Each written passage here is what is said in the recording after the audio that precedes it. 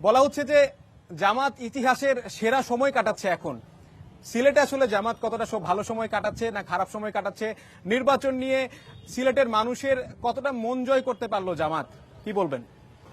ঐতিহ্যের ধারক বাহক এই সিলেটের আমরা এই উদ্যানে দাঁড়িয়ে আমরা বলতে পারি, জুলাই অভ্যুত্থানের পরে ফ্যাসিবাদ মুক্ত একটি বাংলাদেশ গড়ার লক্ষ্যে আমরা কাজ করে যাচ্ছি। বাংলাদেশের মানুষ একটি পরিবর্তন চায়।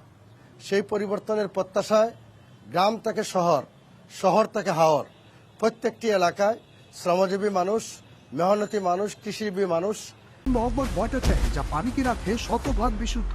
এর মোহাম্মদ ওয়াটার ট্যাঙ্ক, বিশুদ্ধ পানির ব্যাগ। শিক্ষাবিদ সকল স্তরে একটা পরিবর্তন শুরু হয়েছে, যে পরিবর্তনের আভাস প্রমাণ ইতিমধ্যে বাংলাদেশের সকল বিশ্ববিদ্যালয়ে শুরু হয়েছে।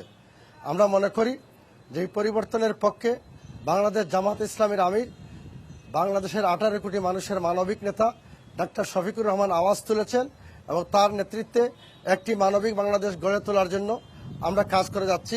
আমরা আশাবাদী আগামী নির্বাচনের মাধ্যমে বাংলাদেশ জামাতে ইসলামী একটি ঐতিহাসিক ইতিহাস সৃষ্টি করার মধ্য দিয়ে বাংলাদেশের রাজনীতিতে একটি নতুন যাত্রা শুরু করবে ইনশাআল্লাহ।